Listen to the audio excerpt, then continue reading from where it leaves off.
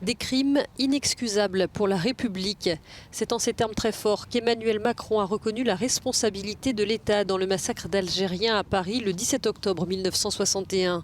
Un geste inédit pour un président français. Il s'est recueilli aux côtés des familles de victimes sur les berges de la Seine, à la hauteur du pont emprunté il y a 60 ans par les manifestants réunis à l'appel du FLN.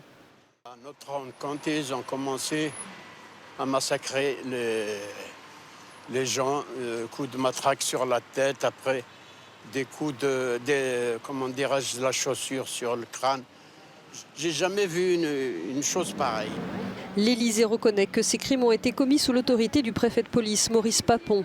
Alors que le bilan officiel évoque 3 morts, les historiens en dénombrent des dizaines. La question du bilan est très complexe, mais plusieurs dizaines de morts, les 17, 18, 19 octobre 1961, au moins une centaine, voire plus, sur la période de septembre-octobre 1961. Ça fait de ce moment un moment de massacre.